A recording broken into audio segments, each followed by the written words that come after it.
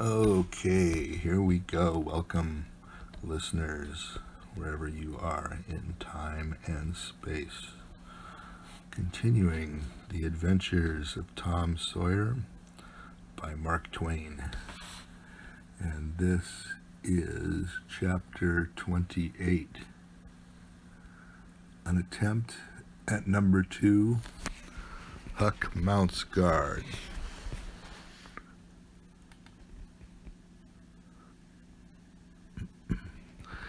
That night, Tom and Huck were ready for their adventure.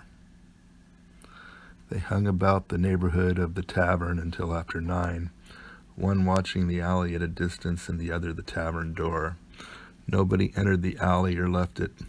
Nobody resembling the Spaniard entered or left the tavern door.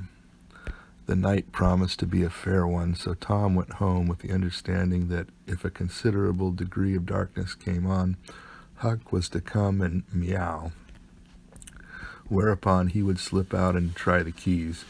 But the night remained clear, and Huck closed his watch and retired to bed in an empty sugar hogshead about 12.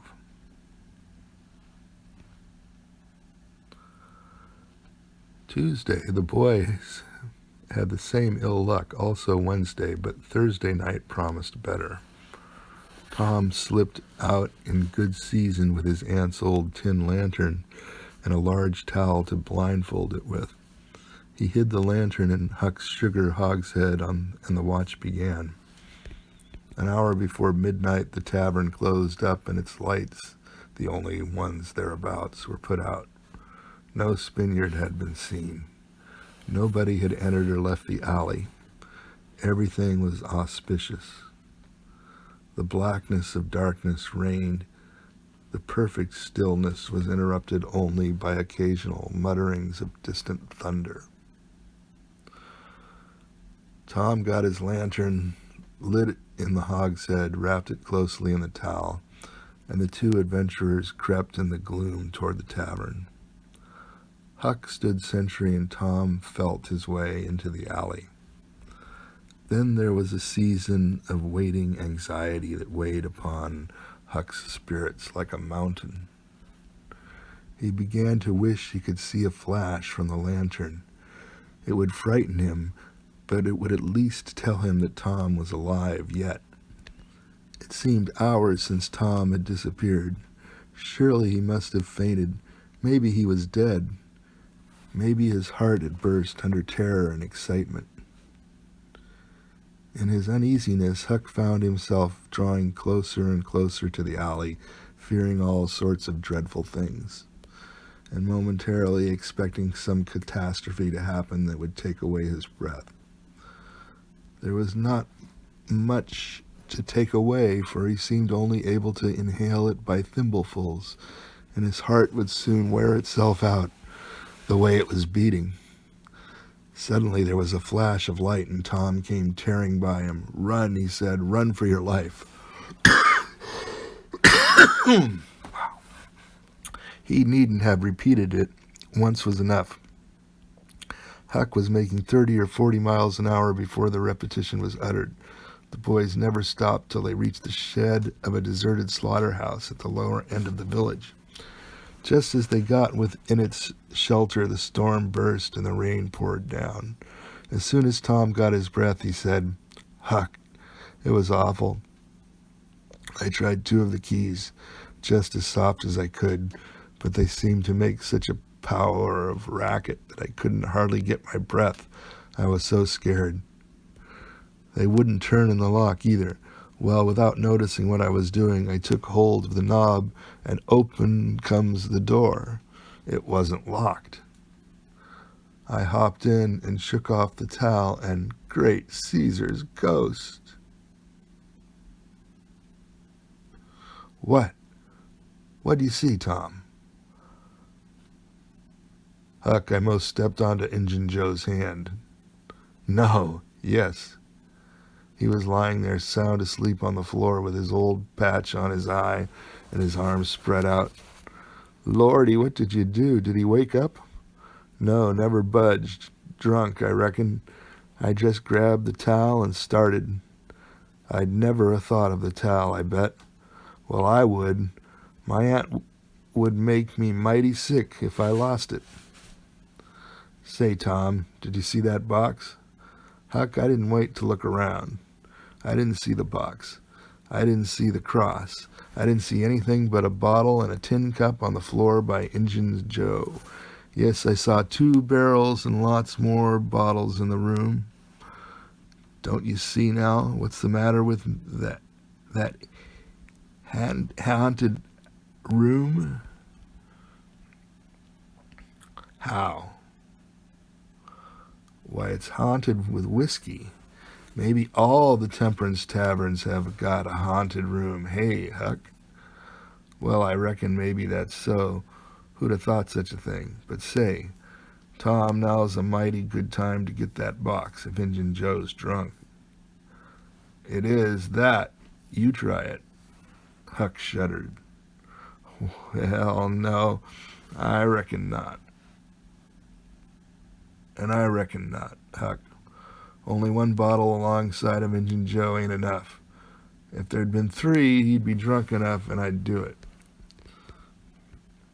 There was a long pause for reflection, and then Tom said, Looky here, Huck.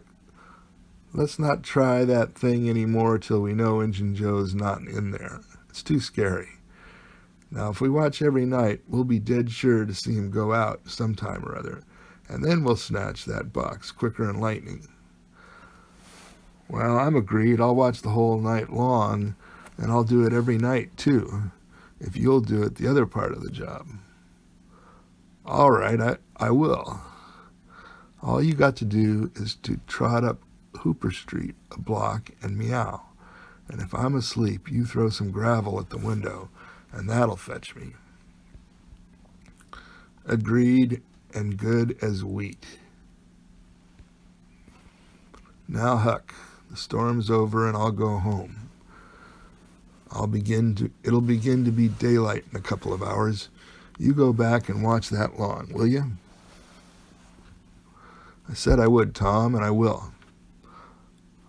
I'll haunt the tavern every night for a year.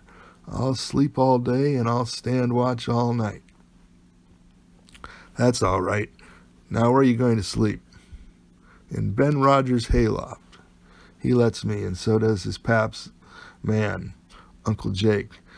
I tote water for Uncle Jake whenever he wants me to, and any time I ask him, he gives me a little something to eat if he can spare it. That's a mighty good man, Tom. He likes me, because I don't ever act as if I was above him. Sometimes I've sat right down and eat with him, but you needn't tell that. A body's got to do things when he's awful hungry he wouldn't want to do as a steady thing. Well, if I don't want you in the daytime, I'll let you sleep. I won't come bothering around. Anytime you see something up in the night, just skip right around and meow.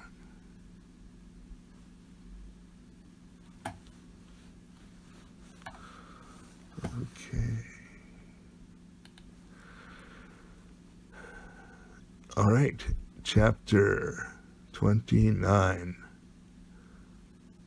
The Picnic. Huck on Injun Joe's track.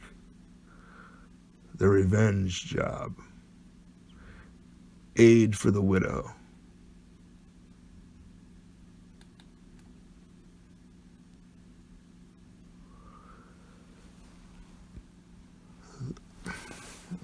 Get a coffee here. The first thing Tom heard on Friday morning was a glad piece of news. Judge Thatcher's family had come back to town the night before. Both Injun Joe and the treasure sunk into secondary importance for a moment, and Becky took the chief place in the boy's interest. He saw her, and they had an exhausting good time playing hispy and gully keeper with a crowd of their schoolmates. The day was completed and crowned in a peculiarly satisfactory way. Becky teased her mother to appoint the next day for the long-promised and long-delayed picnic. and she consented. The child's delight was boundless, and Tom's not more moderate. The invitations were sent out before sunset, and straightway the young folks of the village were thrown into a fever of preparation and pleasurable anticipation. Tom's excitement enabled him to keep awake until a pretty late hour, and he had good hopes of hearing Huck's meow and of having his treasure to astonish Becky and the picnickers with next day, but he was disappointed. No signal came that night. Morning came eventually, and by 10 or 11 o'clock, a giddy and rollicking company were gathered at Judge Thatcher's, and everything was ready for a start. It was not the custom for elderly people to mar the picnics with their presence. The children were considered safe enough under the wings of a few young ladies of 18 and a few young gentlemen of 23 or thereabouts. The old steam ferry boat was chartered for the occasion. Presently the gay throng filled up the main street, laden with provision baskets. Sid was sick and had to miss the fun. Mary remained at home to entertain him. The last thing Mrs. Thatcher said to Becky was, "You'll not get back till late. Perhaps you'd better stay all night with some of the girls that live near the ferry landing, child." "Then I'll stay with Susie Harper, Mama." "Very well, and mind and behave yourself, and don't be any trouble." Presently, as they tripped along, Tom said to Becky, "Say, I'll tell you what we'll do. Instead of going to Joe Harper's, we'll climb right up the hill and stop at the Widow Douglas. She'll have ice cream. She has it most every day, dead loads of it, and she'll be awful glad to have us." "Oh, that will be fun." Then Becky reflected a moment and said, "But what will Mama say?" "How'll she ever know?" The girl turned the idea over in her mind and said reluctantly, "I reckon it's wrong, but shucks, your mother won't know, and so what's the harm? All she wants is that you'll be safe, and I bet you she'd said go there if she'd have thought of it. I know she would." The Widow Douglas' splendid hospitality was a tempting bait. It and Tom's persuasions presently carried the day. So it was decided to say nothing to anybody about the night's program.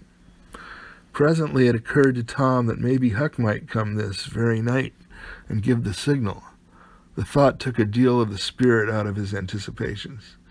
Still, he could not bear to give up the fun at Widow Douglas's. And why should he give it up, he reasoned. The signal did not come the night before, so why should it be any more likely to come tonight? The sure fun of the evening outweighed the uncertain treasure, and boylike he determined to yield to the stronger inclination and not allow himself to think of the box of money another time that day. 3 miles below town, the ferry boat stopped at the mouth of a woody hollow and tied up. The crowd swarmed ashore, and soon the forest distances and craggy heights echoed far and near with shoutings and laughter. All the different ways of getting hot and tired were gone through with, and by the rovers straggled back to camp fortified with responsible appetites. And then the destruction of the good things began. After the feast, there was a refreshing season of rest and chat in the shade of spreading oaks. By and by, somebody shouted, "Who's ready for the cave?" Everybody was. Bundles of candles were procured, and straightway there was a general scamper up the hill. The mouth of the cave was up the hillside, an opening shaped like a letter A. Its massive oaken door stood unbarred. Within was a small chamber, chilly as an ice house, and walled by nature with solid limestone that was dewy with a cold sweat. It was romantic and mysterious to stand here. in the deep gloom and look out upon the green valley shining in the sun. But the impressiveness of the situation quickly wore off, and the romping began again.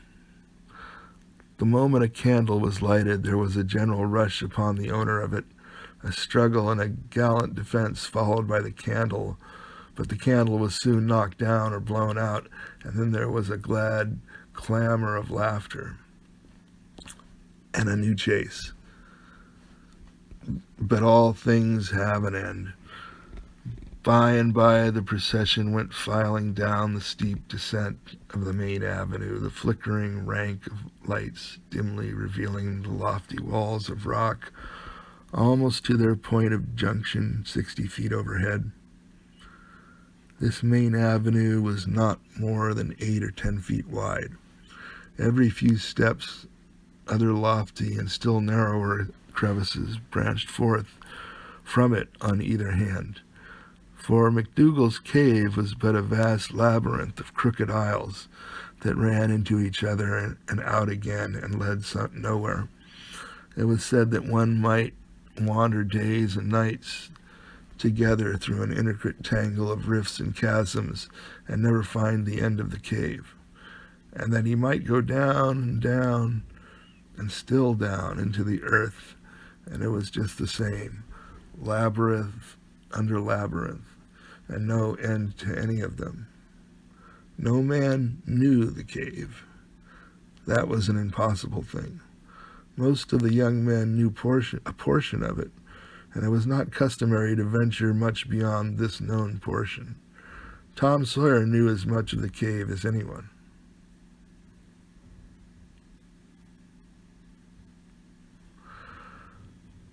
The procession moved along the main avenue some 3/4 of a mile, and then groups and couples began to slip aside into branch avenues, fly along the dismal corridors, and take each other by surprise at points where the corridors joined again. Parties were able to elude each other for the space of half an hour without going beyond the known ground. By and by, one group after another came straggling back to the mouth of the cave, panting, hilarious, smeared from head to foot with tallow drippings, daubed with clay, and entirely delighted with the success of the day. Then they were astonished to find that they had been taking no note of time and that night was about at hand. The clanging bell had been calling for half an hour. However, this sort of close to the day's adventures was romantic and therefore satisfactory. When the ferry boat with her wild freight pushed into the stream, nobody cared sixpence for the wasted time but the captain of the craft.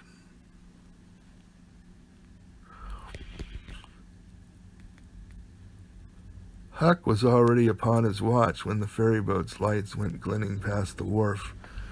He heard no noise on board, for the young people were so subdued and still as people usually are who are nearly tired to death. He wondered what boat it was and why she did not stop at the wharf, and then he dropped her out of his mind and put his attention upon his business. The night was growing cloudy and dark. 10 o'clock came, and the noise of vehicles ceased. Scattered lights began to wink out. All straggling foot passengers disappeared. The village betook itself to its slumbers and left the small watcher alone with the silence and the ghosts. 11 o'clock came and the tavern lights were put out. Darkness everywhere now. Huck waited what seemed a weary long time, but nothing happened. His faith was weakening. Was there any use? Was there really any use? Why not give it up and turn in? A noise fell upon his ear. He was all attention in an instant. The alley door closed softly. He sprang to the corner of the brick store. The next moment 2 men brushed by him, and one seemed to have something under his arm. It must be that box. So they were going to remove the treasure. Why call Tom now? It would be absurd. The men would get away with the box and never be found again. No, he would stick to their wake and follow them. He would trust to the darkness for security from discovery. So communing with himself, Huck stepped out and glided along behind the men, cat-like, with bare feet, allowing them to keep just far enough ahead not to be invisible. They moved up the river street 3 blocks, then turned to the left up a cross street. They went straight ahead then until they came to the path that led up Cardiff Hill. This they took. They passed by the old Welshman's house halfway up the hill without hesitating, and still climbed upward. Good, thought Huck, they will bury it in the old quarry. But they never stopped at the quarry. They passed on, up the summit. They plunged into the narrow path between the tall sumac bushes, and were at once hidden in the gloom. Huck closed up and shortened his distance now, for they would never be able to see him. He trotted along a while, then slackened his pace, fearing he was going too fast, moved on a piece, then stopped altogether, listened, no sound, none, save that he seemed to hear the beating of his own heart.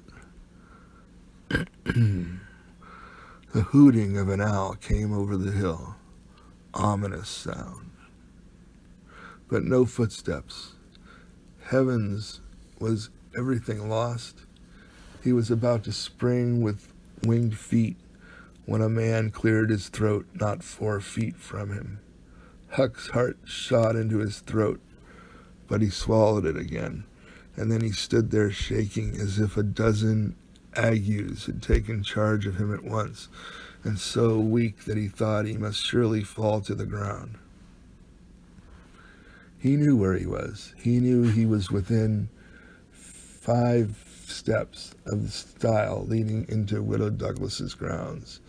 Very well, he thought, let them bury it there. It won't be hard to find. Now there was a voice, a very low voice, Injun Joe's. Damn her. Maybe she's got company. There's lights, late as it is. I can't see any. There was the stranger's voice. The stranger of the haunted house. A deadly chill went to Huck's heart. This, then, was the revenge job. His thoughts was to fly. Then he remembered that the Widow Douglas had been kind to him more than once, and maybe these men were going to murder her. He wished he dared venture to warn her, but he knew he didn't dare. They might come and catch him. He thought all this and more in the moment that elapsed between the stranger's remark and Injun Joe's next, which was, because the bush is in your way. Now, this way. Now you see, don't you? Yes, well, there is company there, I reckon. Better give it up. Give it up and just leave this country forever? Give it up and maybe never have another chance? I tell you again, as I've told you before, I don't care for her swag. You may have it. But her husband was rough on me. Many times he was rough on me. And mainly he was the justice of the peace that jugged me for a vagrant. And that ain't all. It ain't a millionth part of it. He had me horsewhipped. Horsewhipped in front of the jail. With all the town looking on. Horsewhipped. Do you understand? He took advantage of me and died, but I'll take it out on her. Oh, don't kill her. Don't do that. Kill? Who said anything about killing? I would kill him if he was here, but not her. When you want to get revenge on a woman, you don't kill her. Bosh! You go for her looks. You slit her nostrils. You notch your ears like a sow. By God, keep your opinion to yourself. It will be safest for you. I'll tie her to the bed, and if she bleeds to death, is that my fault? I'll not cry if she does, my friend. You'll help me in this thing, for my sake. That's why you're here. I mightn't be able alone. If you flinch, I'll kill you. Do you understand that? And if I have to kill you, I'll kill her. And then I reckon nobody will ever know much about who done this business. Well, if it's got to be done, let's get at it. The quickest the better. I'm all in a shiver. Do it now? And company there? Look here. I'll get suspicious of you first thing you know. No, we'll wait till the lights are out. There's no hurry. Huck felt that a silence was going to ensue, a thing still more awful than any amount of murderous talk. So he held his breath and stepped gingerly back, planted his foot carefully and firmly, after balancing one leg in a precarious way and almost toppling over, first on one side and then on the other. He took another step back with the same elaboration and the same risks, and then another and another, and a twig snapped under his foot. His breath stopped and he listened. There was no sound. The stillness was perfect. His gratitude was measureless. Now he turned in his tracks between the walls and summer bushes, turned himself as carefully as if he were a ship, and then stepped quickly but cautiously along. When he emerged at the quarry, he felt secure, and so he picked up his nimble heels and flew. Down, down he sped till he reached the Welshman's. He banged at the door, and presently the heads of the old man and his two stalwart sons were thrust from windows. "What's this row now, there? Who's banging? What do you want?" "Let me in quick, I'll tell everything." "Why, who are you?" "Huckleberry Finn, quick, let me in." "Huckleberry Finn, indeed. It ain't a name to open many doors, I'd judge. But let him in, lads, and let's see what's the trouble." "Please don't ever tell I told you," were Huck's first words when he got in. "Please don't. I'd be killed, sure. But the widow's been good friends to me sometimes, and I want to tell. I will tell, if you'll promise you won't ever say it was me." "By George, he has got something to tell, or he wouldn't act so," exclaimed the old man. "Out with it, and nobody here'll ever tell, lad." 3 minutes later, the old man and his sons, well armed, were up the hill and just entering the summit path on tiptoe, their weapons in their hands. Huck accompanied them no further. He hid behind a great boulder and fell to listening. There was a lagging, anxious silence, and then all of a sudden there was an explosion of firearms and a cry. Huck waited for no particulars. He sprang away and sped down the hill as fast as his legs could carry him. Thanks for listening. Pretty exciting. We'll be back with more. We're getting into the last chapters of the book. And I'm going to be archiving this entire reading over on my YouTube channel, Roarshock channel. Please look it up and subscribe. Thank you.